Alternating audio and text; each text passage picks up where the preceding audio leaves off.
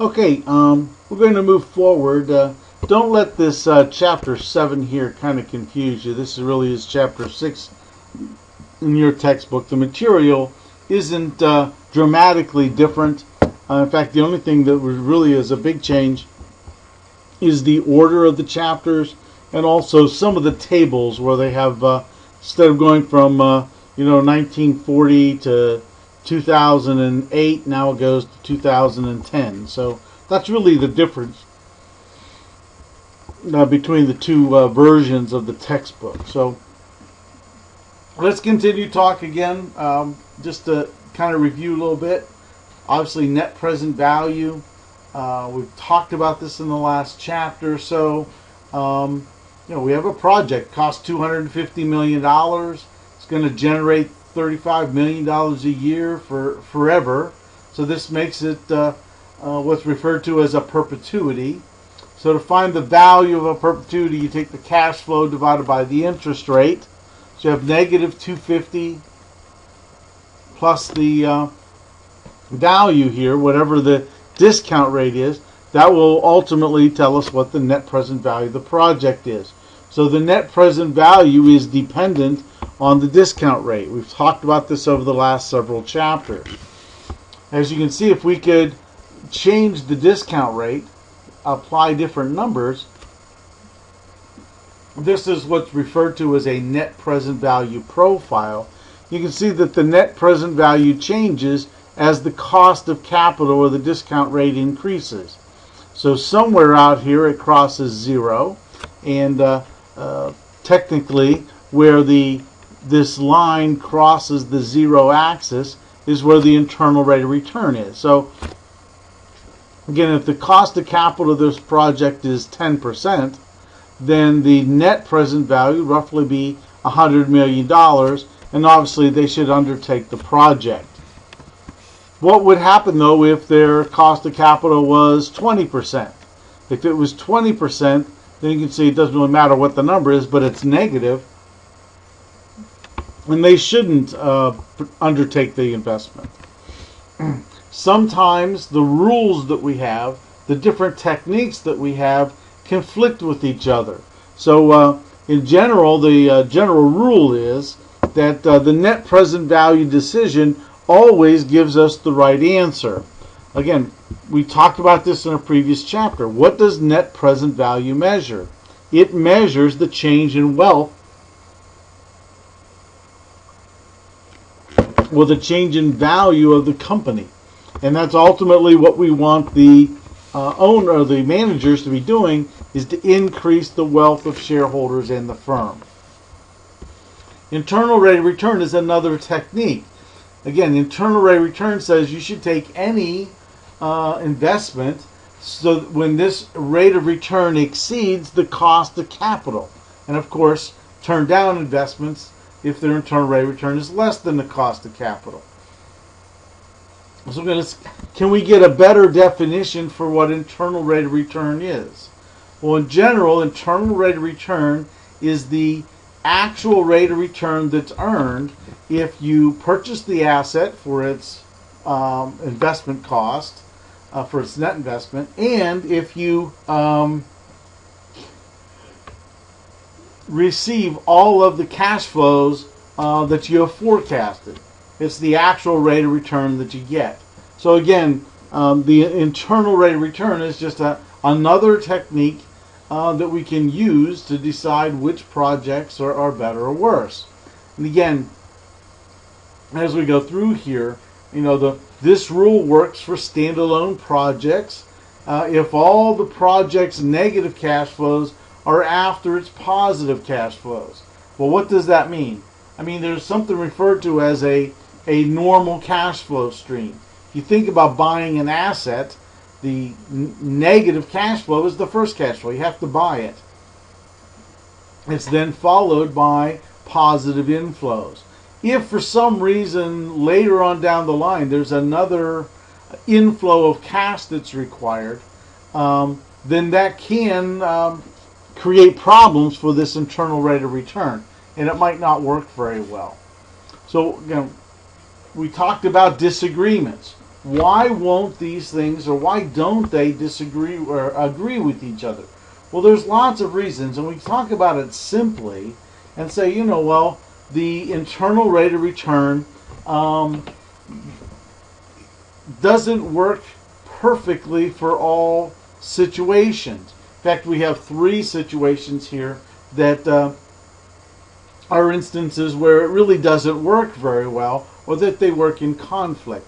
But we can talk in more general terms as to why these 2 things don't agree with each other.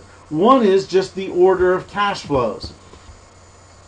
As cash flows change, obviously time value of money is impacted differently, and that can create some problems for us. We could talk about projects that have different different lifespans. The longer the project, the more likely net present value will be an acceptable measure, and we would accept the project. So we're going to go through and talk about these conflicts. Here's a delayed investment. You've just retired, and a publisher wants you to write a book. They're going to give you $1 million up front for you to write this book. You figure it's going to take you about 3 years to write the book. And the time you spend writing, though, you're not going to be able to do speaking engagements. So that's going to amount to about $500,000 a year that you're not going to be able to earn. And you estimate that your opportunity cost is about 10%. So, should you accept the deal? Well, here we have, if you put in the cash flows, this is the capital budgeting technique. Oops, sorry, wrong one. The capital budgeting technique spreadsheet. And here we have the techniques. Again, if you just plug in here, we got our $1 million. Now, normally, again, when you invest in a project, the money comes up front is a negative number. So that's why this has negative written here. And then we're just going to follow that by the loss of cash that you're going to receive every year. And we're going to do that for 3 years. So here we have our 3 years of cash flows. They said our discount rate was 10%. And of course now we end up with our values that it says that this is actually a negative net present value project. However, the internal rate of return for this project is 23%. Again, if we only have a discount rate or a cost of capital of 10%, the internal rate of return says this is a good project, but net present value says this is a bad project. Again, they disagree with each other. So this is essentially what this sort of looks like, is the net present value profile graph is inverted. As the cost of capital goes up, the net present value goes up. So somewhere again around 23% is the actual internal rate of return for this project. Again, the concept, the picture we're kind of look here is these are times where these projects or these techniques disagree with each other. What about multiple IRRs? Again, this he informs a publisher that needs to kind of sweeten the deal a little bit. So they offer $550,000 in advance, and then they offer $1 million in 4 years when it's published. Again, should we accept the project?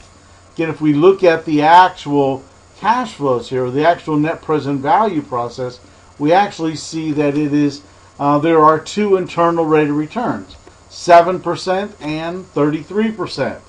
So if your cost of capital is 10%, then the 7% is below that, and you wouldn't want to do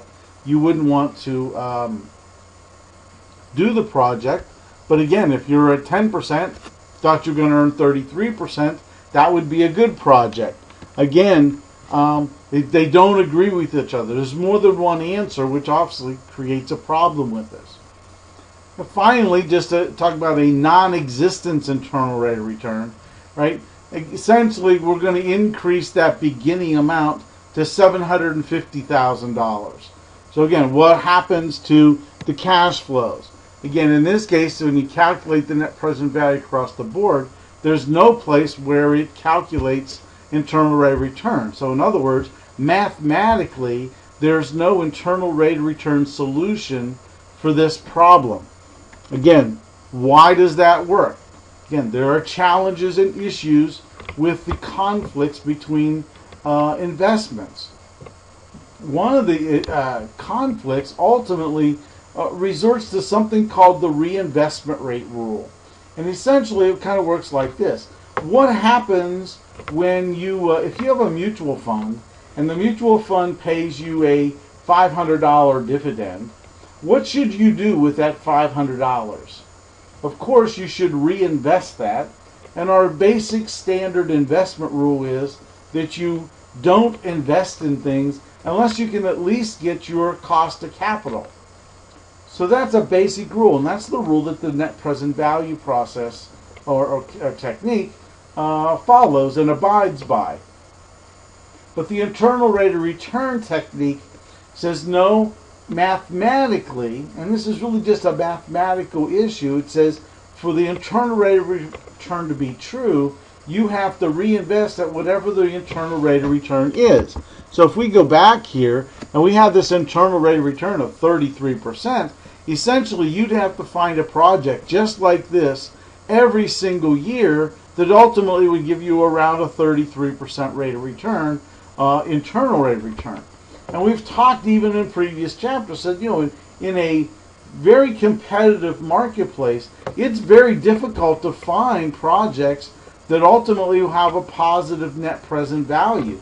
So the internal rate of return, you know, there's going to be some challenges with this reinvestment rate rule, especially, I mean, just logically, with projects that are very, very good projects. You can't repeat them every single year.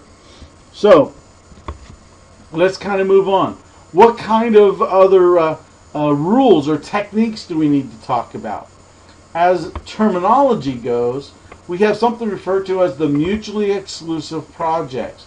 Or what is a mutually exclusive project?